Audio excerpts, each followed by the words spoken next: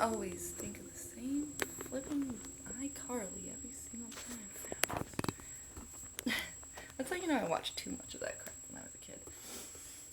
Oh my gosh. Guys. Where the fuck is everyone? What is everyone... Okay, so I need to do a little rant real quick because I don't want to talk to people about it because I don't want to hear their opinion, truthfully. Not people that I care about. That's what I meant. I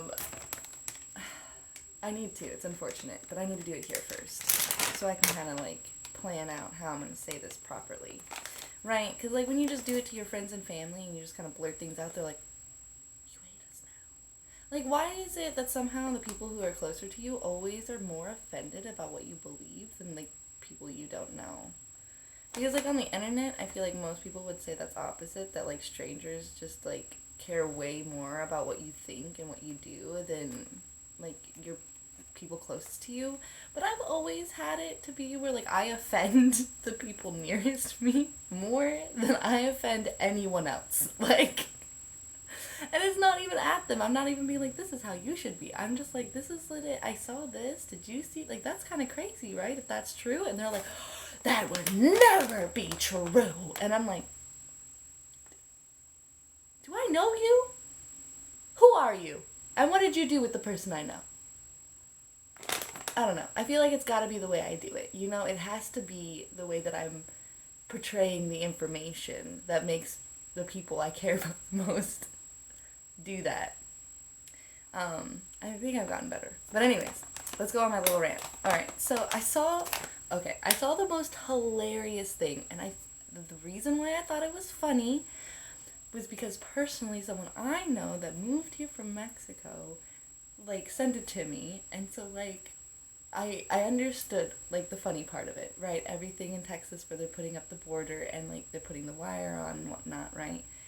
Well, it was funny because it was from, like, the Mexican side of it where, like, just, like, everyday people were like, oh, well, we need, like, wire. We need, like, thin, like, metal wire.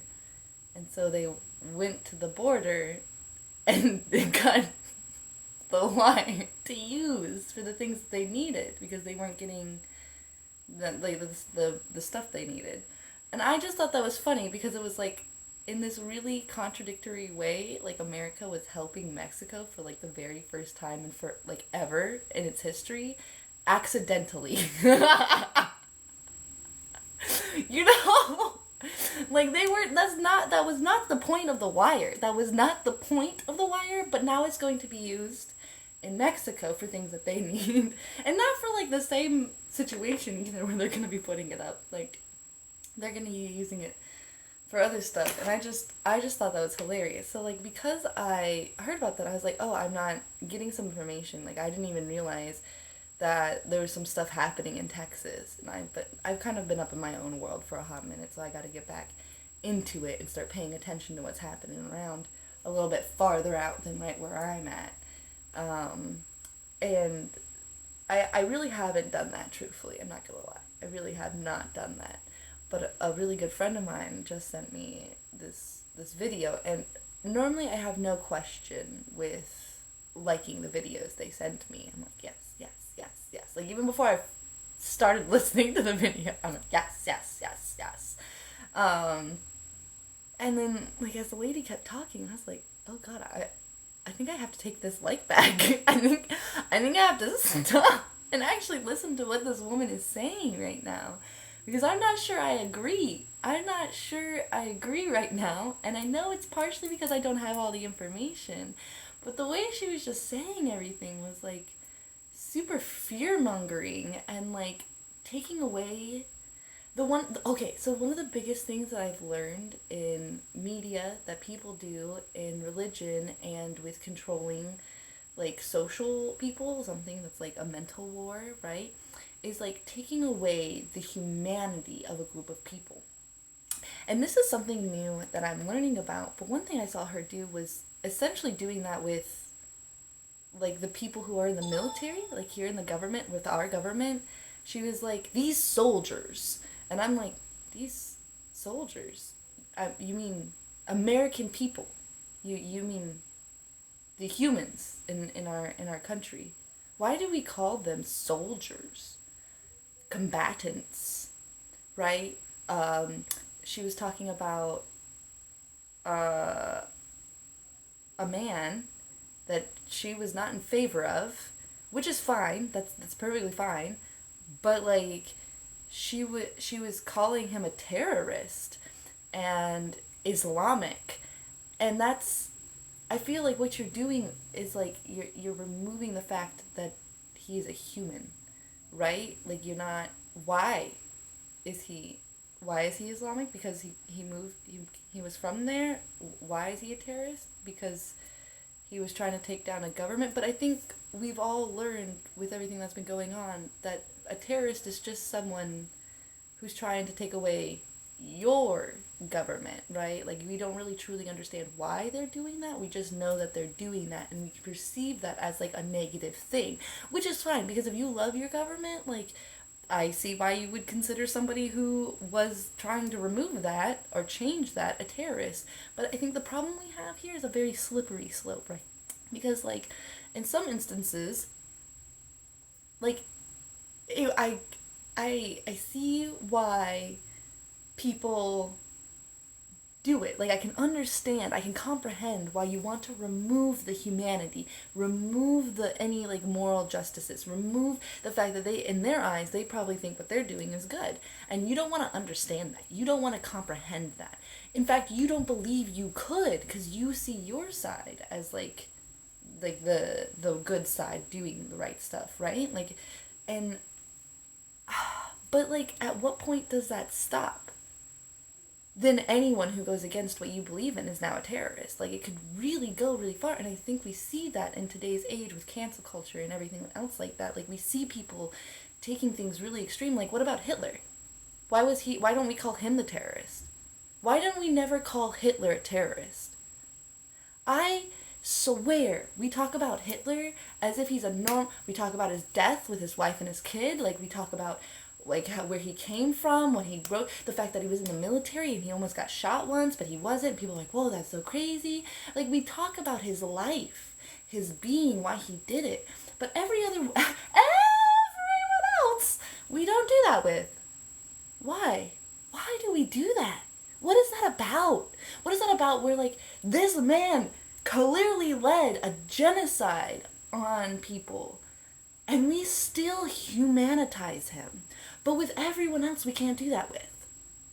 Not with the people in Mexico, not with... And people, by the way, humans. I literally saw this woman being like, this is why I couldn't agree with her, is because she was saying all these facts, and then she was like, and I don't know if you noticed, but I haven't seen any babies or moms coming across the border, and it's just men. Yeah, it's just men. Do you know how hard it is?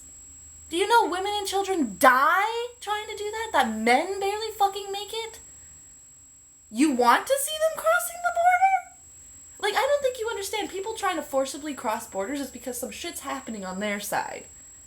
And they need help, and they're trying to escape. Like, so I just don't understand.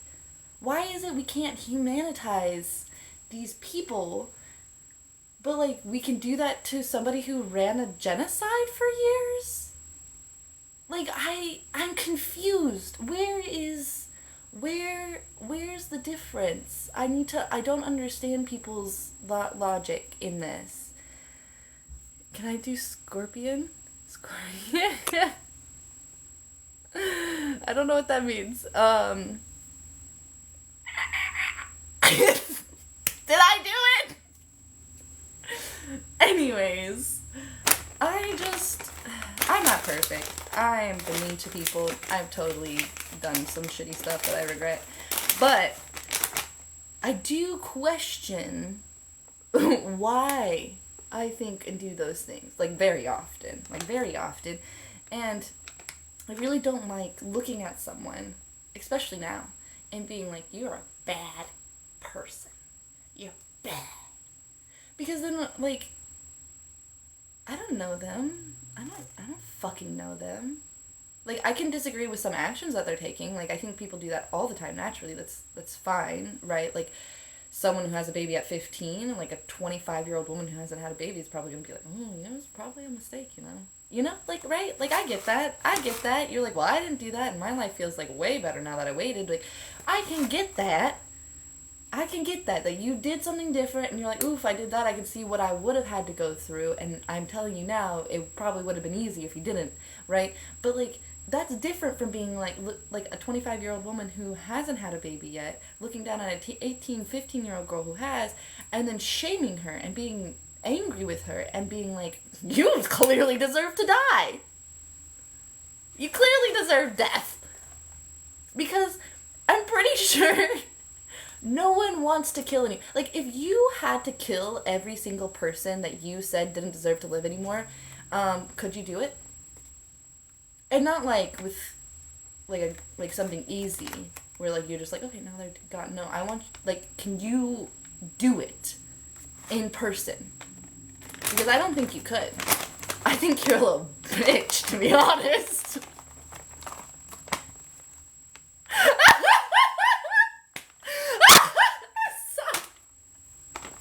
I'm sorry, but it's true. Anyone who, like, tries to say that someone should die is probably the biggest baby I've ever met. Like, you're just so scared. Look at you shaking in your boots. Like, I'm sorry. But, like, I'm not sorry. I just say sorry because, like, I know it makes people feel better. I shouldn't do that. I should not do that.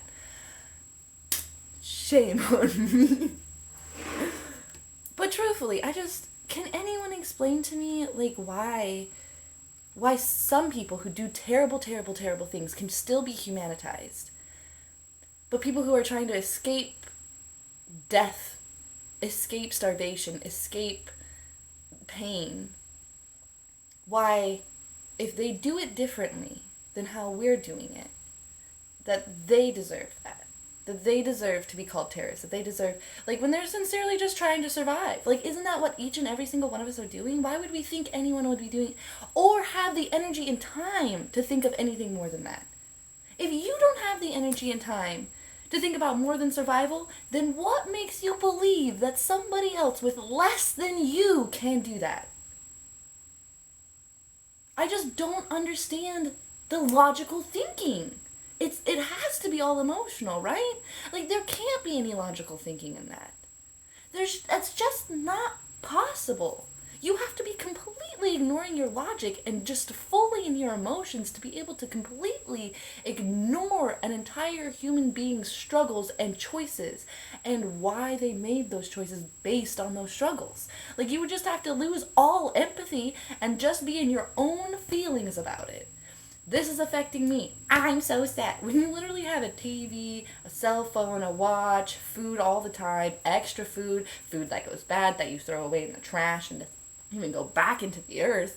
Like, you have so much. Like, I just don't have, I complain. So I'm not going to be like, maybe I can't complain. But, like, I don't understand how anybody here, like, even myself, here in America can complain. I just don't, like, the more and more I understand of things, I'm just like, just fucking jaw to the floor with people. Like, it, like, ripped off. Like, I can't talk no more, ever again. My tongue is out. It's like, like, that is how I feel. Trying to understand how people are complaining about anything. About literally anything. I get that, like, this place is not perfect. And I get we have many things to work on. And that each individual person has so much trauma and so many things that they need to do for themselves. Not even for anyone else living here, but for themselves. Just so they don't have to hate themselves. Because the biggest thing that I've had to come over is my guilt and the hate of me for just being white. Because of what my ancestors have done. Because of what people have made me believe that just being here has done. Like, sorry that I exist. I didn't choose this. I literally didn't choose this. My mom got drunk on her birthday and didn't use a condom. I wasn't even a thought. I wasn't even a consideration. No one planned for me. Not even a little bit. She didn't find out until 7 months. Like, and I think that's the majority for a lot of people, is they are just kind of here, you know? Like, they just kind of get sput out. Like, it's not really like anyone's taken years to think about, oh, how will I raise this baby? What kind of human can they be? Oh, what could they do for this world? What can I do to provide for this baby so they can do more for the... No one... If anyone is thinking that, it's a new thought. That's a new thing happening within the last 10 years. Or at least here in America. Because I ain't never seen that crap anywhere else. Well, not here in America. Here in the U.S., on the West Coast, has been the most I've seen anything close to that recently. Oh, people are commenting. You know, and I really thought, because I was like, oh, maybe I'm just slow. Maybe it's me. Maybe I'm like having to catch up with people. And then I was like, well, if I'm like everyone else, then is everyone else like me? But then I'm like, I know, like, here's the problem, is like, I know there's so many things that I finally kind of pieced together, and I'm like, I knew that. But I knew that for so fucking long. Why couldn't I do it before? You know, like, if I know, like, you've learned it, right? Oh, thank you. It's just this light. Ready? I wasn't ready. Oh, it's blue now.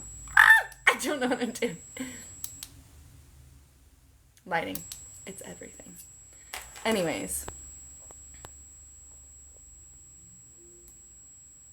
Oh, you're so sweet. Thank you. Pedicure. No. But these are my real nails. No fakes. Manicure? Anyways, I've been trying to eat this food. Yeah, I don't know. I'm kind of like stuck on it. My brain doesn't want to let it go. It's like, but why do we do this to people? Like, how is it like, okay, let's think about something less intense, like race, right? Let's think about something more simplistic. Really, it's not, but it's just the same thing in a different form. But I think people find this easier to digest. When you see someone homeless, right, you don't initially think they're bad, but you probably do initially think they're dangerous. Which is funny because they're probably more like malnutritioned and like in pain and need help more than you do. But yet, when you meet them in public, your majority of people are going to be on higher alert, right? They're going to need a reason to continue conversating with this person. Where, like, if the person wasn't homeless, you probably wouldn't need much of a reason, except for that you weren't busy. And you probably wouldn't be as scared, right? Like, no matter what they looked like or anything, like, you'd probably be less scared of someone who didn't look homeless than a homeless person. Why is that? Why is it we look at people who are a lot different from us and we think danger? You know? Is that something that's biological? Is that something that is social? Is that something that's like in our brain where we're like, if you don't look like me, then you can't be like me?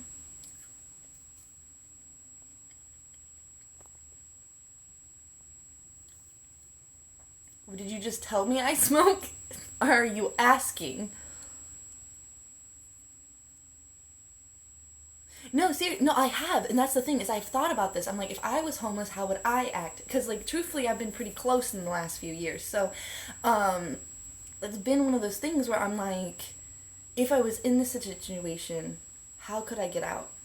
If I fall into this situation, if I let myself get into this situation, how am I going to get back out? Because I didn't know before.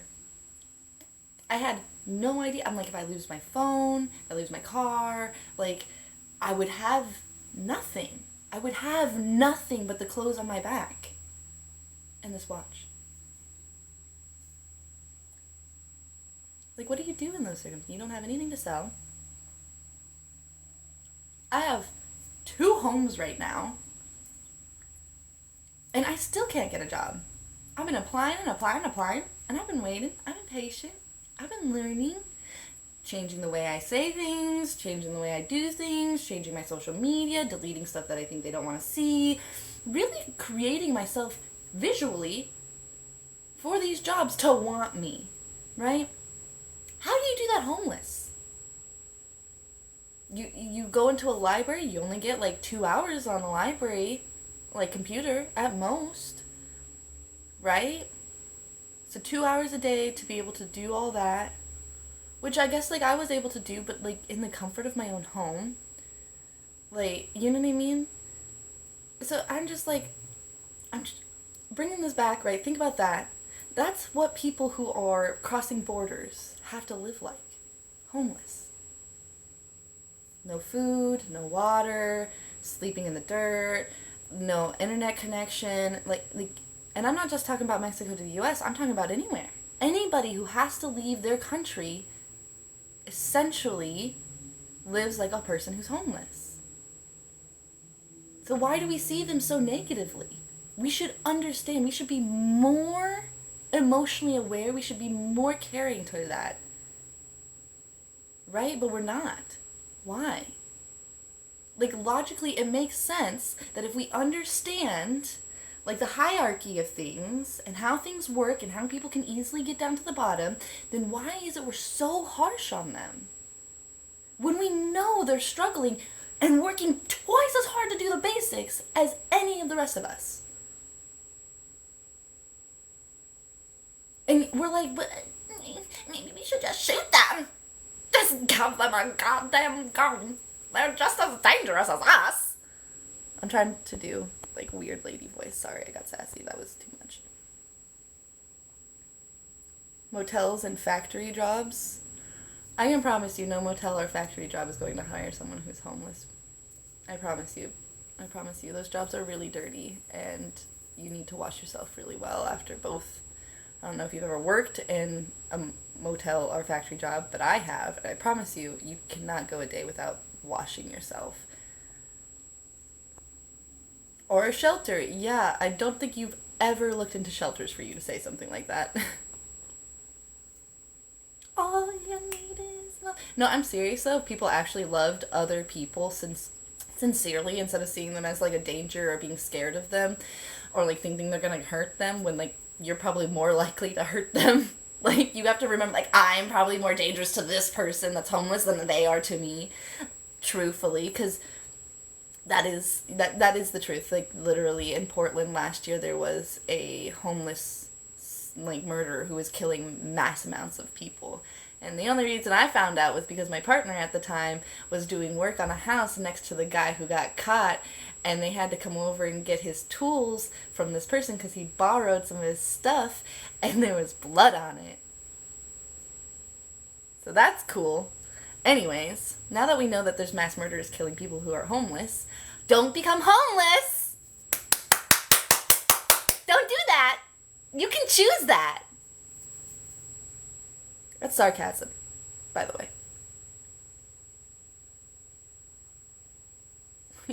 Can we get an ink tour?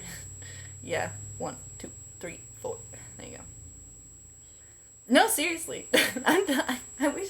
I'm smiling because I'm trying not to be like this way too serious. Like, this is the face when, like, I'm actually very angry and upset with the world. But, like, I don't want to make people feel bad about it. Like, because, like, then I'm making myself feel bad about it. And I've done enough of that, right? Like, I'm doing everything I can right now. And I'm hoping to do more, and I hope I continue to do that as I get older, but until then, I'm going to smile, because it's all I got. Oh, don't be jelly. No, I love my tattoos very much. I'm very grateful for them, and I'm very thankful that I got the opportunity to get them, and then I had the finances at the time to provide for them. But also, they are some of my biggest mistakes. So... let's move on.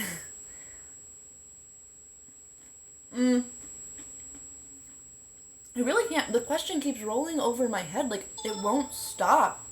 It's just like, well, why do people do that? Why do people do that? I'm gonna have to do some Googling. I've been getting into, like, quantum physics and stuff like that. But, I don't know.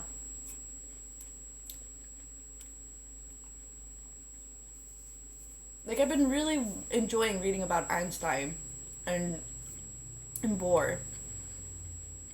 I never did that in school. I didn't like reading about that stuff in school, but I'm really enjoying it right now. And I've been really enjoying, like, trying to figure out what I can do in this world that's going to be actually helpful.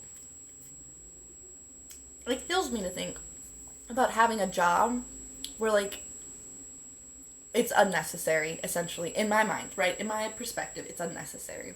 And that's just because, like, I have, like, really high standards for businesses. If you are making a financial gain where you can have a CEO and pay a CEO and you have, like, multiple layers and stuff, where things where you have to ask people if they're a C, A, B, like, whatever in their career, like, a level C, A, B, or whatever, like, you have enough finances to figure out how your company is negatively affecting the world. And then choosing to use more of that money to find ways how to not do that. Amazon could easily do that. And we all know that. Tesla could easily do that. Microsoft, Google, all these companies, the top 10 companies in tech and all that shit could afford to look into it. But they don't. Why? Because we don't force them, truthfully. And it makes them more money not to.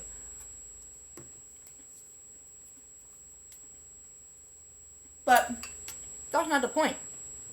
The point is you should be morally obligated, like, once you start making lots of money, to figure out how to not, at least, minimally, not negatively affect the world. Because you can choose that at that point. For me, not much of a choice. I don't really got a lot of things to fix, like finances to be able to fix all the thingies, right? So what I'm doing at my basic level is fixing my mind, fixing my actions, like small things, the little things. Now, I can't turn around and fucking fly off to, I don't know, Gaza or some shit and be like, how can I financially support you and what can I do to start a business and what businesses are already running that I can, right? Like, I want to. In my heart of hearts, like, I would love to be, like, a philanthropist and just, like, be able to travel around the world, learn people's true needs and desires, and make them happen. I would love that. I don't understand how large companies don't have that mentality. Don't know if you guys know John Maxwell. I don't fully agree with everything he says, but I do like his idea on the world. He believes that if you can train leaders, not just train people, but train people to be leaders, that they will do what they need to do in the world. I think he's right. I think he's 110% right. I don't think there's enough people being trained to be leaders.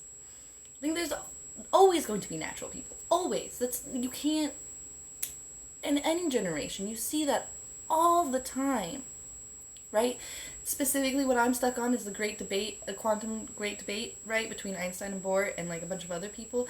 These guys, they weren't made. They were just very curious. And then they didn't even realize they were leading anything. They were just like, I want to know these answers. I want to know what's going on. And I'm like, how? How do we not have that anymore? I think, like, I don't know, what, like, Greta? I don't even know her other name. Maybe Greta is, like, a leader, right? I think she's, like, a natural leader. I don't know a lot about her. I never really paid attention to all of her stuff because she's a child. She's not a child. She was a child and she was really popular.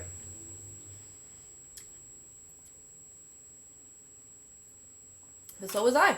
So I just, like, you know, I was like, oh, that's cool that she's doing that. I wish I had a thing to do. Like, I didn't even understand her conviction at the time. I didn't even understand. And you want to know why? Because everyone I was surrounded with at the time, when she came up, was like, someone needs to control their kid. Who's was parenting this child. So I was like, oh, well, children just aren't smart enough to be able to choose things or to do things or have reasons or to have... They should just shut up and listen to their parents. Because I was a sheltered kid. I was very sheltered. But, I don't know. You know, like, I just... Like, why aren't we teaching kids to be leaders? Why are we, especially in America, why are we teaching them to be factory workers? Why? And then we tell these kids, those are the terrorists. Those are the fucking whatever. And we, like, make these children look at other people and like, these are the bad people. These are the bad people. Now go to your factory. Go to your factory. Go, shoo, shoo. You don't need to look at them more. Don't worry. We'll take care of them. Like, that's exactly what our government does. Every time. Go back to work. You have to work to live here. We'll kill everyone else. Don't worry. Though, I'm curious, though. If Texas does leave the U.S., what is it actually going to do to us? Because they're kind of in between us and, like, another country. Are we going to have to get border passes? I'm never going back to Texas, by the way. But would you have to get border passes to cross? And if I crossed without it, would they kill me?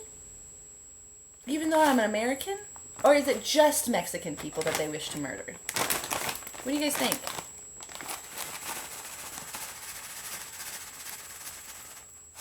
Or is it because they're not doing it the way they want them to do it? You know, that's one thing I was thinking about, actually, was, like, control. Who doesn't like to have control, right? It feels good when you feel like you have control. You're like, yeah, I'm managing things. Look at me as I'm going along in this world, taking control, being a big, bad businesswoman or man, or whoever the fuck you want to be. Look at me making things. People doing what I want, how I want them to do it, following my rules, right? Like, I think that is kind of, whether you agree with it or not, how people move throughout this world. They want the control, right? They want to feel like they have control over their life. And as you get deeper and deeper into that, you start to realize that some of that control is our government. And you either have to agree to have some of that control, or if you disagree, you lose the control, right? Like, if you don't agree with what our government's doing, you're no longer in control. But if you agree with them, you are in control. Because that's what you want. They're doing it by your way, right? But in the end, like, it's just not true. Like, none of us actually have control over anything. Like, control is, it's like time. It's something we, like, made up. We're like good and bad. We're just like, oh, we need these separations. Maybe you do, because maybe you'd go crazy and kill yourself if you didn't have them. But I would like to stand up on another side of this and be like, well, maybe if you let go of the idea of control, you would have more control. Right, that's kind of been, like, my idea I've been trying to play with, like, especially within the last couple of years. It's like, if I leave the control, stop trying to control everything, I'll have more control. And I know that kind of sounds backwards, right? Like, it kind of sounds backwards, because I'm not saying what I should do is listen to what everyone else is doing. What I'm saying is stop thinking that what you want, the way you want it, is how it has to be for it to work. Because when it comes down to how something works, it's a lot more thought through by many, many more people than you. And by many more people who have spent a lot of time. That's the one thing I've been learning about this quantum book recently. You should look into it, the quantum debate between Bohr and Einstein. Each theory is made by one person. And then this theory is sent out to all these people. You know, they're like, come on, like, look at it, tell me what you think, tell me what you believe, like, because they believe it, like, right, like, they don't want that person to come back and be like, no, that's not true. They want them to come back and be like, yeah, you're right, but they know that's not what's gonna happen. They know that people are gonna come back with proof, evidence, tested theory. Like, they're gonna test your theory, they're gonna put it to work, and then they're gonna come back and be like, sorry, bud, this is why it doesn't work. And then that person takes those other people's ideas and adjusts the theory. So any major theories or any rules or laws that we have come up with have been in agreement of multiple people with the understanding of those backgrounds in the things that they're creating. So it's like that's not even in their control. They're just making something and they're like, let's see how this affects things. And then they're excited when it comes back. And yeah, they get frustrated and stuff, and yeah, like it takes a long time, and it's not just like they sit down and the whole time they're thinking about it and that's it. They have whole other lives, jobs, families, things they go and do for fun.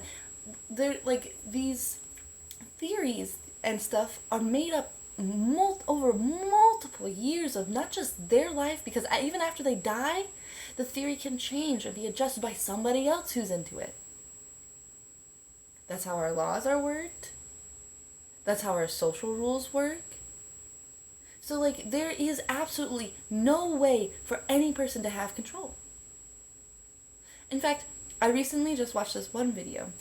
This person was talking about God, right? And they were talking about God in a sense in which I understand it because it matched with some of the quantum theory stuff that I've been looking at, right? Which is science.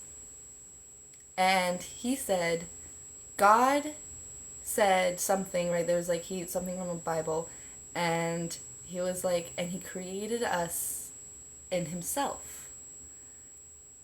And he's like, so then therefore, if we are created in God's image, we are here to create, right? And that makes sense to me, like, because quantumly, that is literally what they said. Like, I don't care if you call it Jesus, I don't care if you call it science, I don't care if you call it magic, I don't care what you fucking call it. I don't care. I've heard all of the ways you can call them. Whatever it is, whatever all of this is, it's the fact that we weren't here to control, and nor do I feel like any of us should feel that way, but we do, right? We shouldn't feel the need to control other people, their outcomes, what they deserve, what we deserve. We should be more excited, more entertained with the idea of making things, creating ideas, talking to people, but we've lost that.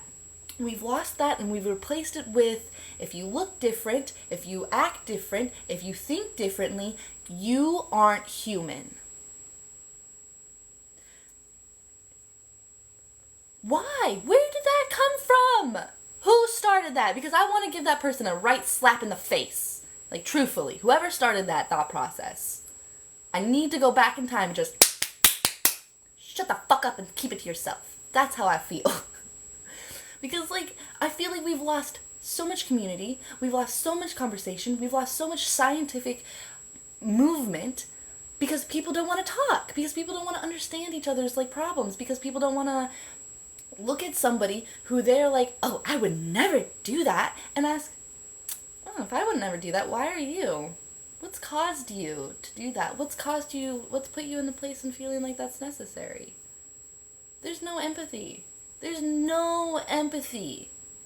Not a single empathetic feeling from humans anymore. And then they're like trying to tell other people they're not human. All right.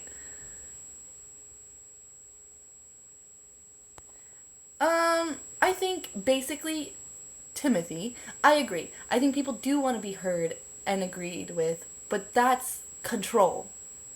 You want to control what comes back to you. You want to be say whatever the fuck you want, however the fuck you want to say it. Fine. But you don't get to control what comes back. And that's what people want. They were like, no, I don't want that answer. No, I don't want that answer. No, I don't. And they force their answer. Like, see, look, there's one person, they agreed, I'm right. You get so excited about it. No one else agrees with you. Like, that's control. That's control when you're forcing it. When you're forcing it, that's control. That's you trying to control. Jesus is the way. Sure, if you want to believe that. Yeah. Oh, and you know, that's something that I've been learning. I used to tell people, I'm like, I love people. I'm such a loving person. I'm so kind. I didn't realize what a negative space that was coming from. I loved people because I wanted them to love me. I wanted them to love me like that. I loved them. That's why I loved them. I wanted to love them so hard that there was no other way for them to love me back. I wanted to control what people gave me. And I only wanted love. Because I was scared of hate, of anger, of jealousy, of fears. I was scared that if I found out the truth, that I wouldn't want to love them anymore. And then therefore they wouldn't want to love me. I wanted that control. And where did that come from? Who started that? Why do I think that way? You know? Right, but people don't understand the work that comes with connection. Connection isn't just, oh hi, my name's Leah, and this is what I like to do, and this is my favorite color, and those things are really fun. But we all have this deeper side in us. I think a lot of people like to call it the shadow, right? Things that they should be able to get rid of, right? Like the bad things, the sins, whatever you want to call them. But I disagree at this point in my life.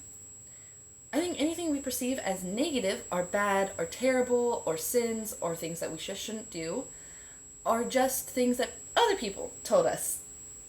Right? It's not what we believe, it's what other people that we put on a pedestal believed at some point and we've created into ourselves.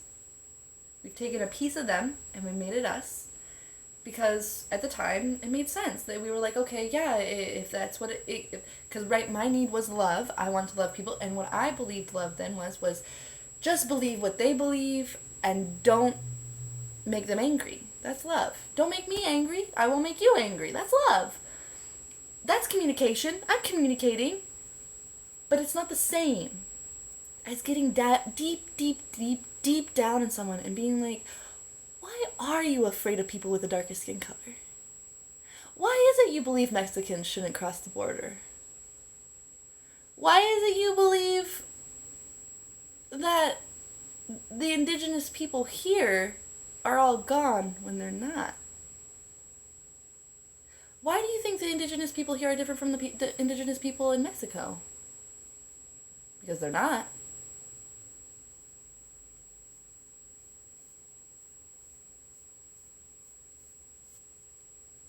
Where did that come from?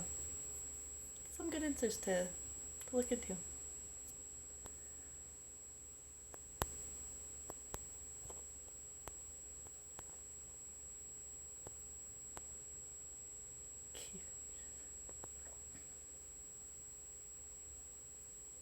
Ever since fire and shelter became a thing, animals were an issue. What do you mean since fire and shelter became a thing? Animals, why are animals an issue? Why is there an issue? Because animals are here to give us nutrients, right? Like we kill animals to eat. So they were never an issue. Actually, once we were able to do it faster, it was great for us. And by doing it faster, I mean, you know, once we kind of get the understanding of how to take them down quicker, I think that's actually my favorite thing over time that I've been learning about very slowly has been sharks. And when I was really, really, really, really little, I can't remember why, but there was something that made me believe that sharks were scary. I was like, okay, if I ever see a shark, like I used to dream about sharks coming at me in the ocean and how I would fight them off. Why? I don't know. I was just very scared of sharks. Okay? But as I've been getting older, I've been learning about sharks. And one of the biggest things that I've learned about sharks is, one, they do not like the way people taste. We taste nasty to them. They don't like us.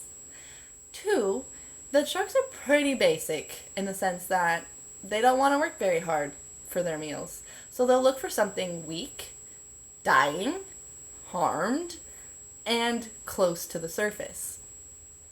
Like, they do hunt, right? But, like, I know that that's what they go for. That's what they're looking for.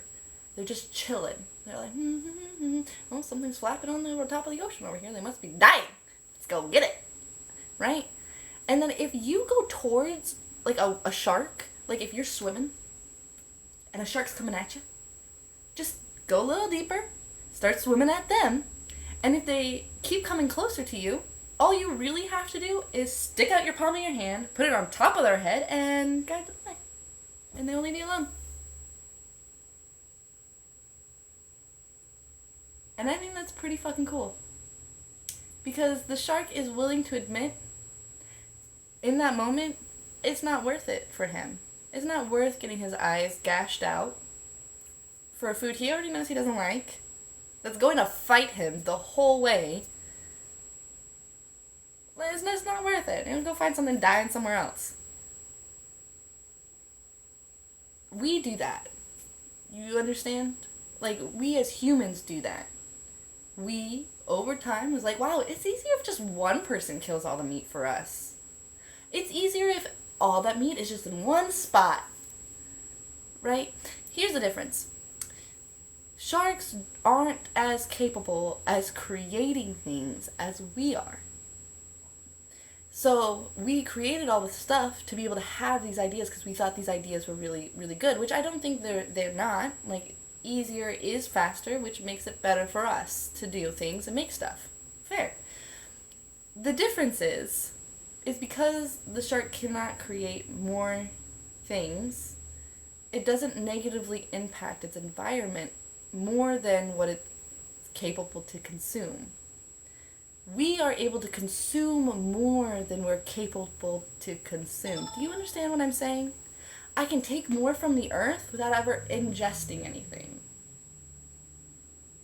My phone, my watch, this entire building. And, like, yeah, I didn't do this personally, but people do buy broken down homes, rebuild them up all the time. Like, how many people do you know find old electronics and make them work? How many people do you know use old electronics? Everyone's using new stuff. That's all we do. It's new. We take more than we can give back, because my body is never going to replenish all of the materials over my lifetime.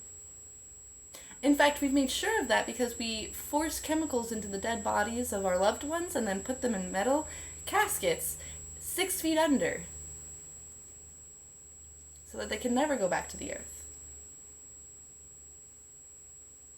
Which is impressive, that even in our death we can still take from this earth. That we have created that we are capable of creating that kind of scenario. I know, like, people, like, they're like, oh, well, we do everything for a reason, and I agree. Not all those reasons are that great, in my morals and values opinion. You know? I think it's cool we can make stuff like that, but let's see. During the Stone Ages, cave people built community. Cave people. Okay. What cave people? And they didn't build community. It was a part of who they were. They had to have it. They had to be around other people, otherwise you die. Creating community now is different because I can be born into a family, stop talking to my family, be perfectly fine on my own, alone. We see that especially with successful men in our society, where they just live an entire life alone, no friends, no girlfriends, no wives, and they work and they're very successful financially, but nothing else. And they could create a community, right? Like, they could walk out of their singularity and make a community. They could. Doing so is not something that comes naturally anymore to us, though. Because of fear. Because of the fact that they know that someone could look at them and be danger, scary, oh my gosh. Which means they're always going to have to be walking over that barrier of proving that they're not scary, proving. And there's some people who just don't let it go. And by people, I mean women, majoritively. For women, it could be really difficult for them to believe that any man could be safe. Literally any man. You could do everything right and she could still believe you are dangerous. Is that fair? I don't know, but that's I think that's why community is harder to create now, is because of the thought processes like that. Yeah, I wouldn't mess with an alligator, truthfully. They're a little bit more testy. You in their water, you're in their ground. You know what I mean? Like, they're so fast. Those bites, too. I don't know. You can, like, put your hand underneath, like, their jaw, but, like, I don't know. Just don't play with animals if you don't know what you're doing, you know?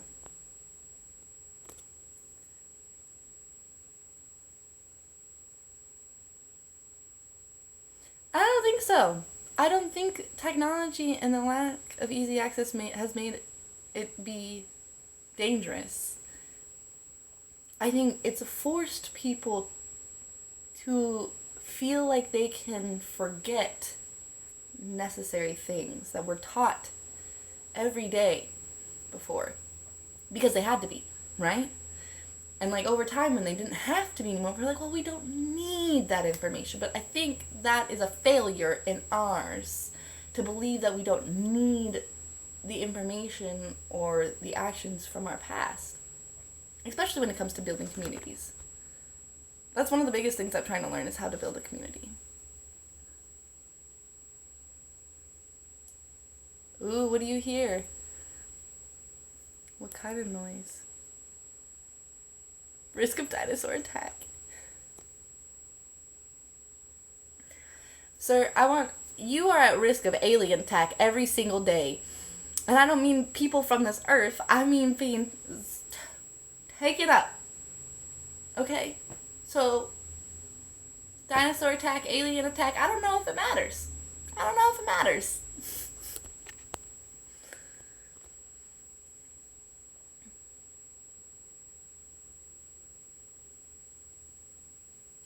Oh?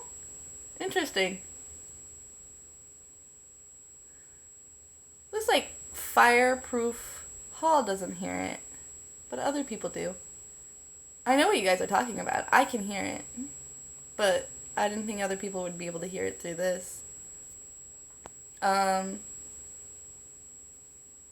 Interesting. Welcome to the club if you can. I just block it out because it's easier. Is it really that loud, though, that, like, you cannot hear me because of it? I'll save this recording and check it out, see what happens, but I don't know. That's crazy, because truthfully, you're not, like, look, you're not even plugged in. I've had that happen before, where, like, the energy from my charger port would create a sound, but you're just behind a little light. Like, this is an LED light, it shouldn't be making any noise, but I always hear that noise. It's not like it's from something, it's just always around. You know what I mean? If you do, you do. If you don't, I'm sure you'll figure it out soon. But not too loud. See, everyone hears it just a little bit differently, don't they? It's like we're all at different energy levels.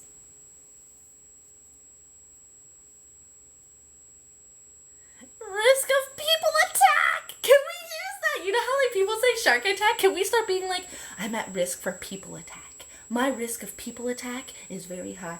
And you know what's great is white people aren't going to be able to say shit. Because they're going to be the people attacking. And I don't mean that in a way in which I think white people are bad. I'm not saying that. I'm just saying that the majority of white people not only do a lot of the harm, but also typically get away with it, especially white women. So be fearful of white women because they will attack and get away with it. Go check out, like, statistics online. I promise you, the majority of white women get away with almost everything, especially murder. Red and blue people specifically. Don't talk about them. No one else can see them, okay? It's just you and me, buddy. It's just you and me. Wait, you can see the blue people too?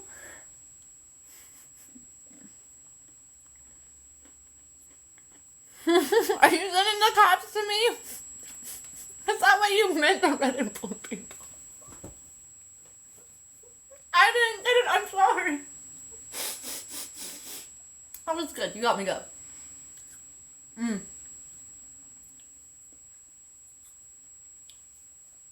Oh, okay. Where are we at in this life? Dead. Like that. Super fast. That's how I want to go out. I know I'm not going to control it, but I really just want it to be fast and easy. I don't care how. Just fast and easy. That's all I want. I have to. Yeah, because I'm a white woman. Gotta be careful, there's people attacks. No joke, I wish people really truly understood. I don't really tell people a lot about, like, this kind of stuff, but I've been trying to be more open, not only with myself, but with, like, when I talk to people, because I want people to understand. I've been talking a lot with men about, like, how women treat them and stuff like that, because I've been trying to change the way I treat people, and I realized, like, the biggest way you can do that is by learning from those specific people how majoritively people like me treat them. And not just, like, white, I'm not saying, but, like, women, how do women treat other women? Like, I'm trying to ask them more often what their general experience is, right? Things that have happened in their life.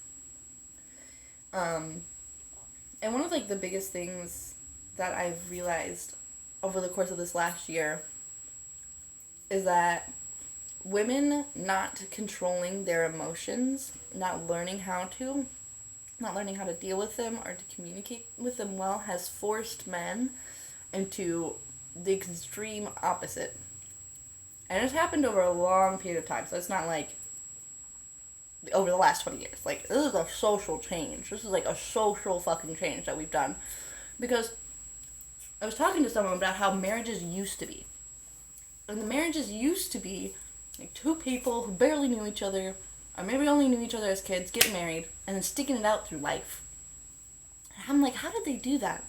How did they do that? Because I had, like, a 6-year-long relationship that I felt like at the time was going pretty well, even though we weren't in the best of spots comparatively to our past, right? Like, I was like, okay, we're having a rough bump, but, like, we're gonna figure it out. It's gonna be okay, right? We'll figure it out. And then, like, he did something to me that I was like, I literally can never forgive you. Like, in that moment, like, I was like, I can literally never forgive you. And this time it's done and over with. It's been multiple years. Like, I'm over it. I've forgiven him. I don't talk to him. But, like, I you know, like, it's not, it's over, I don't care. It's over with, right? But I'm realizing back then that if I had had a woman in my life who had control over her emotions sooner and was helping me to regulate mine and figure out why I would not have almost any emotion and then explode, why some things triggered me so, like, I would go from 0 to 100, like, so fast. Like, I didn't know there was a reason. I didn't realize at the time that, like, this wasn't who I was. This was just a reaction of me, because I wasn't communicating the way that my mind needed to feel good. I was holding everything in and then just, like, all over the place at my latest convenience. Latest convenience.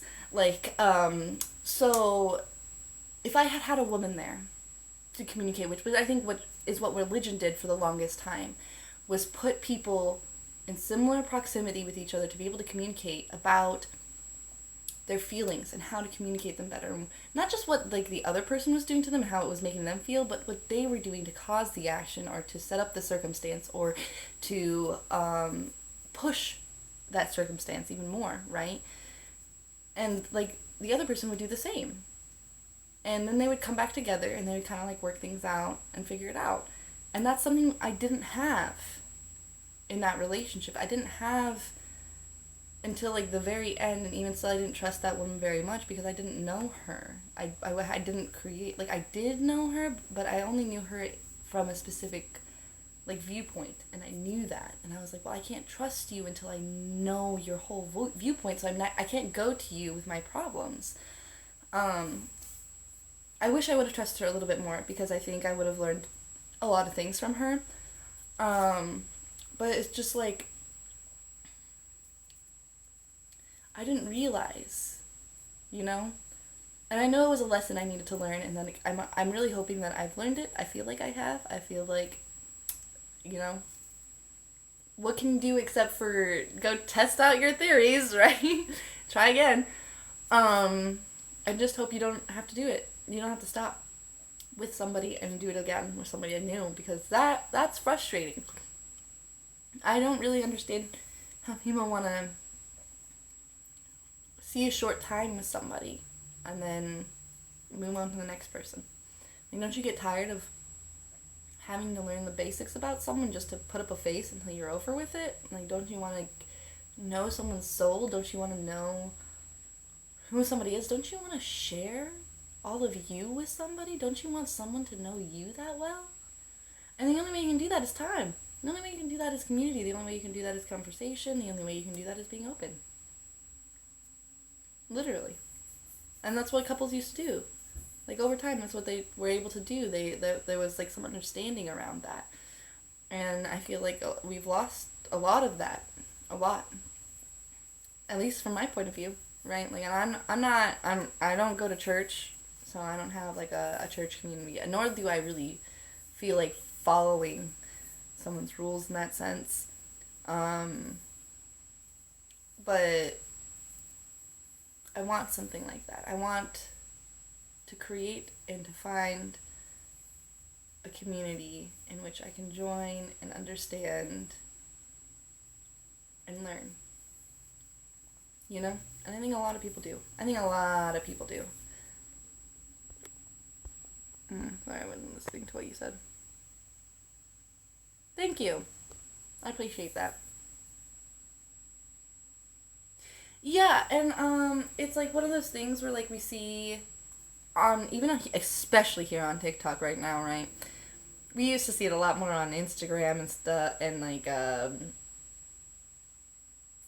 YouTube, but now it's mostly on TikTok, where like people are like, get rich fast, make so much money. I make 10 grand a year, and I'm like, or not 10 grand, 10 grand a month, or 10 grand a week, and I'm just like, if you're making that much money, then why are you on the internet? Because the more I get to know actually long-term successful rich people, they're not on social media. Not at all. Because they don't want to be influenced by the short and short-minded, short to rich, like the fast, quick to rich schemes. They don't want to be a part of those things because they take money. Like, long run, short run, it takes money from you. And I joined an MLM. I loved it, especially in the beginning, because it made me feel like I was a part of something. I'm sure other people in my life didn't, because I was immediately calling them up. But the funny part is like, not majoritively for the MLM, just because the MLM was encouraging for me to stay communicative with my family. Like, it wasn't like to sell them stuff. It was, they were like, well, you need support. Like, even if they don't buy stuff from you need support from your family. You need support from your friends, they need to know what you're doing, and you need to know what they're doing, and you need to always be conscious of what they need help with. And I get, like, within the MLM, like, they were hoping that, like, eventually all these people would turn to buying from you, which in turn would be buying from them, making them more profit, right? But I don't think they were wrong about that. I think that's something they were very right that I learned from working with them, was that, like, it's important that you have a backing. Because I have tried to build multiple businesses since that, and I don't have a family that's there to support me like other people do. I don't have a mom who tells me that I'm doing great, or that she's proud of me, or asking me what I'm thinking about next, or what I'm going to try and do next, or how I'm going to be successful. She doesn't care, which is fine. She doesn't have to. I mean, she did bring me into this world, so it's a little strange, but, like, whatever. And nor does the man who raised me. Like, they just don't care about my life like that. And that's fine, that's their choice, but now that they're not in my life. And now I don't have my family. And now I don't have a backing for when I fall, for when I stumble. And truthfully, all I need is someone to give me a hand and be, you're doing good, you know? To just tell me you're doing good. Because I am the only person, almost the only person in my life. I get to talk to my sisters, luckily, and when I do talk to them, they're very nice and very kind to me. And it helps a lot. I have a few friends that check up on me, and I'm lucky because I created that. I've worked really hard for those relationships. But it's not the same. It's not the same as having the people you were born into, you were forced to be with them, and them choosing to be there with you anyways.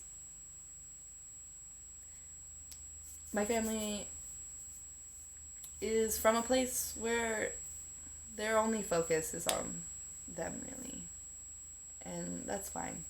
I don't agree, and I'm hoping that over time I can inch my way back in and convince them otherwise and change their minds and show them. But, like, until then, like, anytime I make a step and I miss and I fall, I'm alone. And I'm okay with that right now because I know I'm going to keep trying. And that's been really hard to accept. Is that maybe my life will always be like that. Maybe I won't learn how to create a community. Maybe I won't help people as much as I want to. Maybe I'm not going to do the things that I desperately feel like I need to do. And I have to be okay with that. That, like, trying is enough. That thinking about it is enough. That me just being here, wanting to, is enough. And that me having to tell myself and pick myself up over and over and over again is enough. And doing that, like, when it feels like you're alone, when it feels like when those moments where you're like, I just want to call my mom. I just want to talk to my mom. And you can't. And I feel bad. I feel really bad. It makes me cry thinking about Gaza, thinking about all the children who now no longer have their moms. And they're going to have to go through, without the luck that I have, in which that my family is still alive, and I will always have, until they pass, a chance to try and fix that. And I'm going to, but, like, there's people that don't get that choice. What about them? What if I became one of those people? I want to do something for people like that. I want people to feel that when they've lost everyone, they have somewhere to go. Because truthfully, I feel like that's a big thing that's been with the LGBTQ community for a long, long time. It's people that feel like they were pushed out of their family.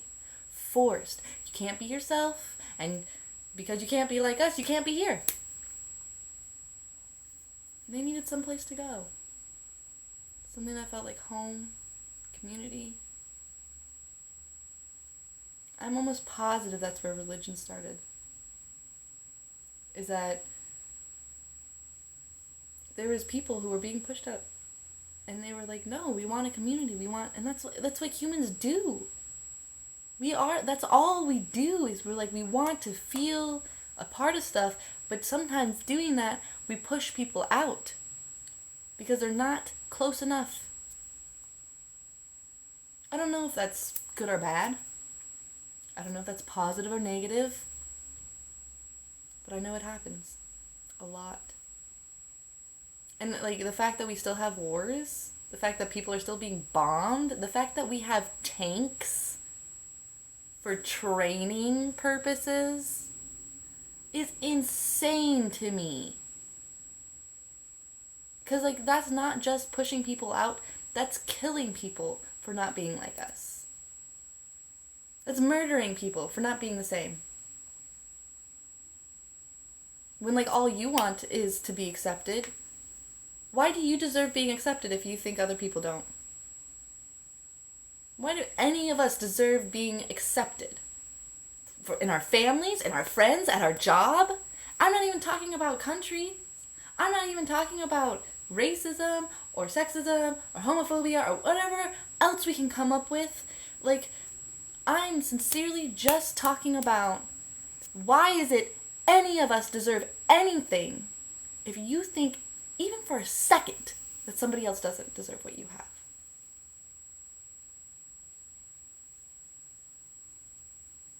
Why? If you're unwilling to create something so people can feel that way. I just don't get it. I don't understand. And I'm trying really, really hard to understand. Especially over the last 2 years. And like I like before those 2 years, like 2 years before that, like 4 years ago now, I was like, oh, you know, I think I need to start caring a little bit more about this. I think I need to start paying attention more. And I did, but I did not realize the rabbit hole I was going down. I did not understand the consequences. Because there's always consequences. People see them as bad, but like there's always consequences for choosing to be more conscious. And I know that some people are going to be like, it's not a choice. It's not a choice. Because I felt like that. I felt like that for a really, really, really long time. I felt like my life, where I was at, who I was not a choice, that I had to be that person. That I had to be like that. I had to act like that. I had to treat people this way. It was the only way. But it wasn't. And I know that for sure now because I've changed. I stopped doing things the same way. And I've watched. I've paid attention to how it's affected my life. You know, I made a decision that I was really scared of, which was part-time living in a different place than when I was actually living with friends and family.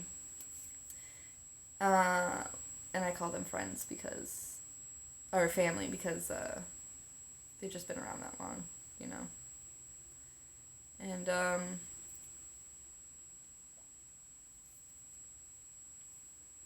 I was scared.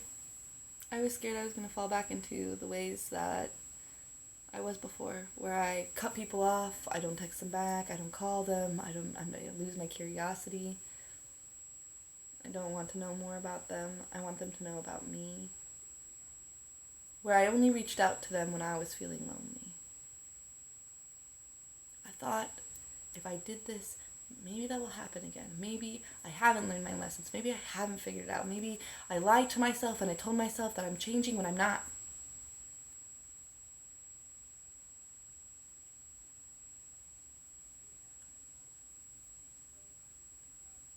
But I am. And I tested it out. And if it didn't work, then I could go back, right? Go back, tell them, well, I tried and it didn't work.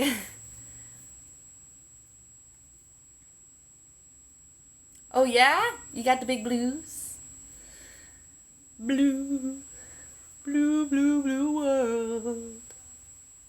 Oh, I don't know about great, but thank you. You're cute. Thanks. I try to be. So cute. I'm sorry, I had to. I have to fix it. I don't like that it's falling out. I'm a 10. Oh, love. I'm 100. I'm 0 to 100. Okay? Oh, thank you. I've been really trying. I don't know if you guys know this girl. Fuck, I don't even know this girl's names. No! There's this lady I found on YouTube. I've been really enjoying watching her stuff. Anyway, she was like, at like this, I don't know, place, and she's doing like this interview essentially, right? Where she's like talking to this other person, and there's like a crowd of people. And she, this is why I started following her. It's fucking hilarious. She's sitting in her couch, she's like talking to them, and she's like, yeah, you know, when you tell people that you're the next Messiah, they really don't like that. And everyone laughs. And she's like, mm-hmm. That was the clip. That's why I followed her. I didn't think it was funny. Because there's been times where I've told people some things where I understand that if you don't think any more about the world than what was taught to you firsthand by your parents and the people you meet, you would never understand. And I'm not here to, like, tell you just to feel something. I would be telling you because I want to talk about it. Why don't you believe? What is your belief? Why do you believe that? What's caused you to believe that? Because I have thought about what I have believed for almost 4 years straight now. It's really insane when I think about it, because I remember when at the very beginning, I'm like, this in my room. Right? I'm like crying in my room. Please kill me. This was not uncommon in this period of time in my life, okay? And I'm just, please, I just don't want to do it no more. And you know what I hear in my head? I hear in my head, like, you can do it, and you got this. And I'm like, no, I don't want to do it no more. And I can feel around me, like, a hug, like the feeling of warmth. And I just relax, and I cry, and I cry, and I cry. And I think about that moment, because in that moment, I was deciding whether or not it was worth continuing. And I've done this many times in my life. Mostly when I was younger, but not within my adulthood.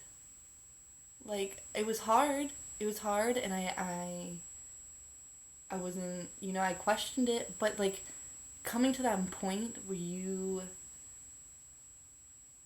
like, no, this is it, and, like, I'm gonna start planning. I'm gonna make my plan, and I set it up.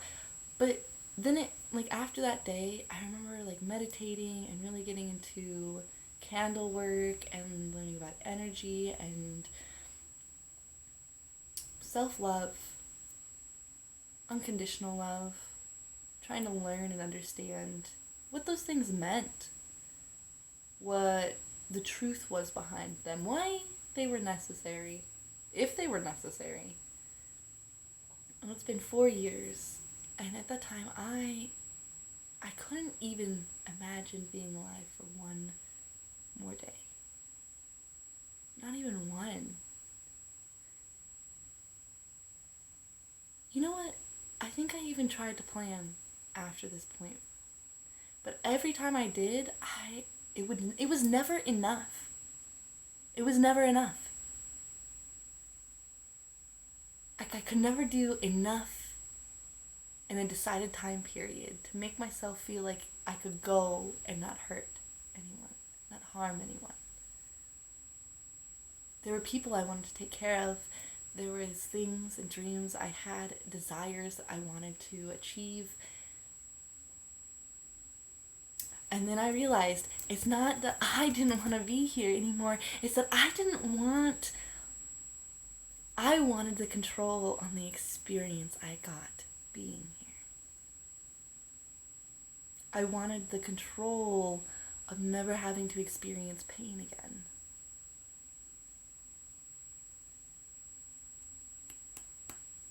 That was a big one for me. It's always back to that control. It's always back to that I need it to turn out this way. I need it. It has to happen this way. But it's you don't need that.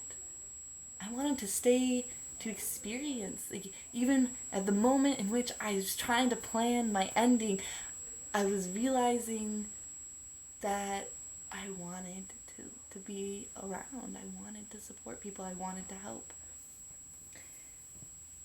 And honestly, that's been one of the biggest things that's kept me here. Like, as I've been healing and changing and growing, has been like the opportunity to do better, which has been nice. It's been really nice. I'm not perfect, but it's been nice. That tattoo does go hard. Yeah, no, it's not done either. Oh, I am over on the West Coast. West Coast, baby. Portland. I always say that. It's Pacific Northwest. Pacific Northwest, not Portland Northwest. That doesn't make any fucking sense. Portland is one town. Not even near the ocean. Well, it's nearer, but it's not what you think. It's not like right up there. That's some other town.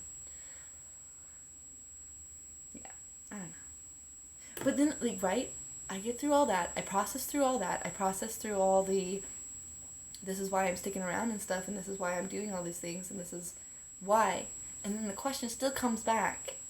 So if I'm working through all that, and I can perceive other people, even if other people push them into my perception as negative, bad, evil, whatever, not human, however anyone needs to do it to make themselves feel comfortable for feeling that way, I try almost immediately to just eradicate that perception and to allow them to give me the perception of who they are. I used to always put a perception on people. I used to tell myself, like, I can look at someone, I can feel someone, I know who they are without a question. And, you know, I think somewhat that could be true. I think we all have an intuition. I think we all kind of feel energy, vibes, we kind of, right? But I think the problem is you cannot interpret what anger means for somebody else.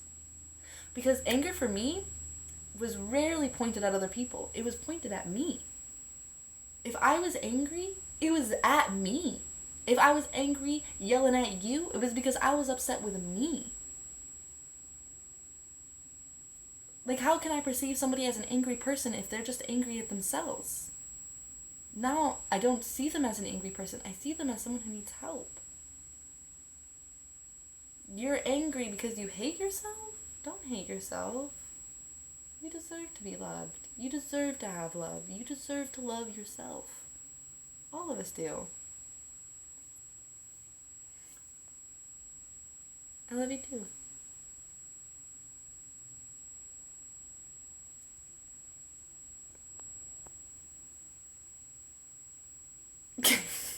See, that's the control. I love myself a tall wife. 5'9". Okay, so, right? This is the control. Why do you specifically need a wife that's 5'9"? Why do you need a wife? I get that, like, socially and, like, here in the US we have some belief that, like, if you get married to someone, it makes it harder for them to leave, so they won't leave. I don't believe that. I don't believe that at all. I think it's just a way for, like, the government to take more money from us. Truthfully, I've always felt that way. If someone's going to stay, they're going to stay. If someone's going to try and work through it, they're going to try and work through it, whether you're financially tied to them or not. Height thing that people have with, are you this height or that height or whatever, it's not about that. It's not about, like, the height. Like, what you're doing is you're like, there's this image of a perfect relationship, and this is what it looks like, and I need that to have a perfect relationship. But that's not true either. In fact, it's more likely that the opposite idea of what you're perceiving is going to be presented to you in that form to have what you truly want, which is the good relationship. But because you perceive like the only way to have that good relationship if the person's 5'9", then you're just never gonna have it because you're trying to pull two contradictory things together.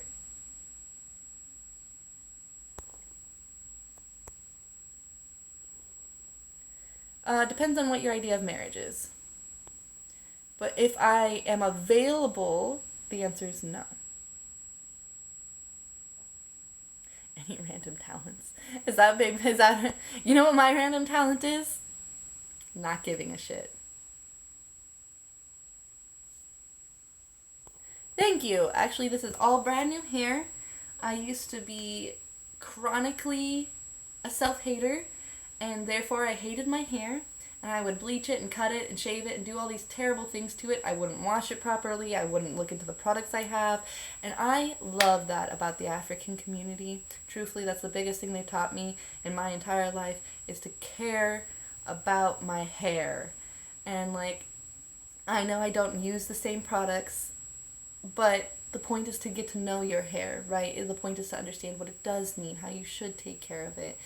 And I appreciate that from that community, that I've been able to learn that from them without really having a first hand from them, just because of all the content they put out. I'm very appreciative of those people who do that because it reminds me that the smallest thing, like washing your hair a specific way, a certain amount of time with specific products, matters, and that you will love it. Because I used to hate my hair. It used to be so brittle, and it would be like, it would knot really fast, and then I'm realizing, I'm like, oh, I just need to love my hair, and it will love me too.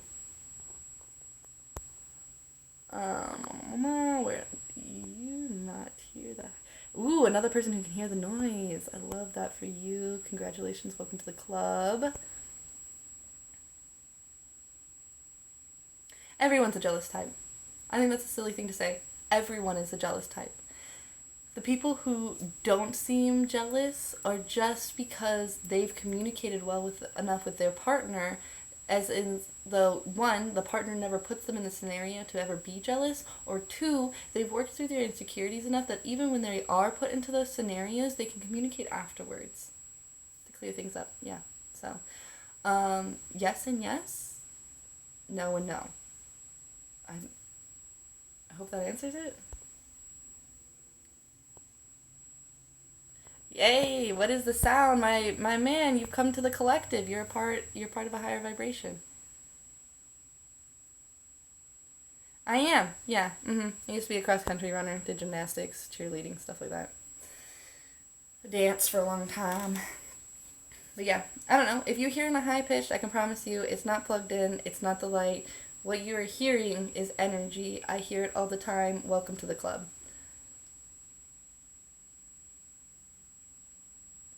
No, a person being jealous is somebody who has a perception of that the love that they have for this person can only be obtained if they act a certain way. So your jealousy is the idea that they'll give that to somebody else, or they'll give something different to somebody else, and then you'll want that, and you won't want them to give it to them. It's control. You want control over this person. Don't do this, don't do this, don't do this, I won't get jealous. Ultimatums, which makes absolutely no sense because now that person's going to go do all those things. And also, they're going to hide it from you because you just told them that you didn't want to hear about it. That's not how it works. That's not how it works. I've talked to enough men to tell you that you, if you are a man, you, whether you're in a relationship or not, are continuously always thinking about fucking other women. And I get maybe it's not as intense for some men as it is for others, but I think genetically, biochemically, it makes sense that men have the need and the desire to make a lot of babies. And you make more babies with more women you fuck. And so, if you don't figure that out, if you don't learn how to control that, that's what people call insecurities, right? You're insecure because you don't believe I love you. Okay. Maybe. Yeah, that's true. But also, maybe we haven't had a conversation about the fact that you not talking to me all day and talking to all these other people and then getting home and wanting sex from me is not, it's not something I'm a fan of. It doesn't turn me on. I don't want to do that. But instead, someone's going to say, oh, you're insecure. Okay, yeah, sure, maybe, but like you've proven to me that you have the energy to communicate with other people all the time, all day, but not me. And I've been in the scenario as a person who's done that to somebody. So I know what it feels like. It's not that you don't want to talk to that person, it's that there's so much work, there's so much stress, there's so much, it feels painful, and people don't want to be around that pain. They want to just relax and enjoy life. Like, pain is not something most people go diving into. You know, it's hard. It's a lot of work. And we experience that most with long-term partners. And so, like, I would much rather be comfortable enough with somebody to communicate with them that I'm feeling stressed and undesiring in communicating about our problems or things that we do need to sincerely communicate through. And that's why I'm not talking, because I feel like we need to do those things.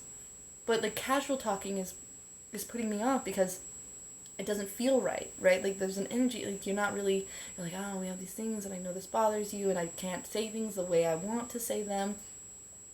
And it's like you have this structure around this person. So it's like, I don't know. I think insecurities and those kind of things are just people unwilling to work through the deeper problem with their partner.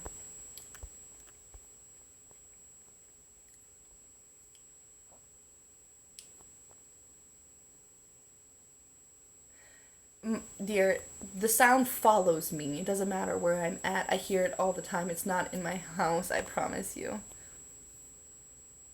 There's not. I know you guys think there is, and I understand why you think there is, but there's just a higher vibration level, and you can hear it, which is great. I love that. I love that. You should look into it. But yeah, I promise you, it's not the house. And it's not plugged in, and it's not the LED light, so...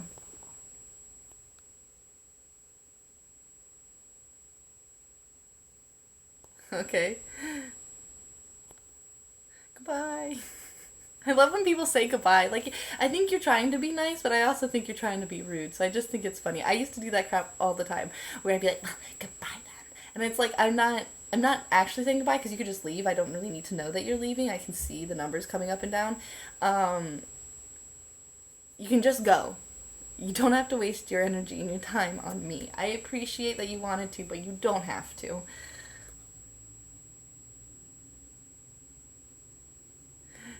Oh, you want to be the woman. Well, not, I shouldn't say that. You want to be the feminine energy. You like the caretaking. You like the building. You like the cleaning. You like the small baby thoughts, right? Like the little, you like doing all like the tiny, little tiny things around the house, right? That's the kind of person you are. You like the idea of like raising a child and like thinking about how that human's going to become a human and how to help them structure the world around them so that way they can be who they want to be. You like that kind of stuff? Because that's a feminine energy right there. Communication is key in life. Yeah, just some people don't do it that great, you know? Like, we're still, like, that's the thing, is communication has been, how to communicate well has been cut off for a while from us. Or been getting cut off? I don't know how to say it. Like, people haven't thought it was important, so it hasn't been in the forefront of their mind until much recently. It's your mic. It's not my mic. Okay, I'm literally on a phone. This is a brand new phone.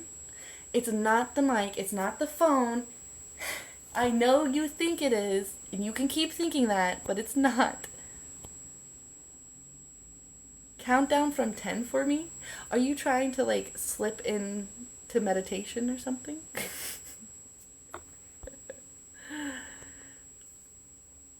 Thank you. I appreciate that. I bet you have beautiful hair, too. Yeah. Anyways, if you hear a sound, I can 110% tell you my phone's not plugged in. There's an LED light behind this, so it can't fucking make noise. Please. Turn it up. It doesn't matter. It doesn't, look, watch. I'll turn it off, and it's still going to be there.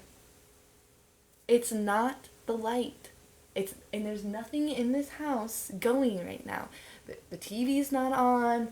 Like, I can promise you, it's not what you guys think it is. And I know that's hard to comprehend because, like, the idea of someone holding such an energy that they could literally hear them is crazy, right? Like, that's crazy. It did not stop. And it's on now. This light is literally LED. It's not physically possible for it to be making a noise.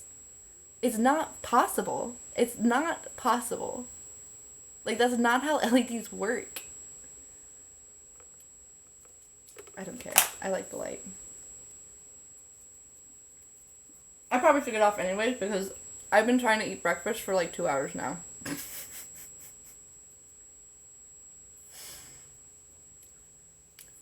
Get on another phone. Wow, you sound extremely privileged. And also, I download these and put them on Instagram. And I put them on YouTube so I listen to them. I love when people tell you to, like, just get on your other phone. Don't you have more technology? Why don't you have more money for more technology?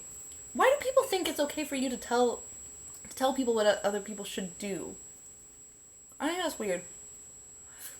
It's just not possible. It doesn't even get hot. Like, that's the thing, right? Like, it's not the same. Like, I would understand if it was like one of these lights. But it's not.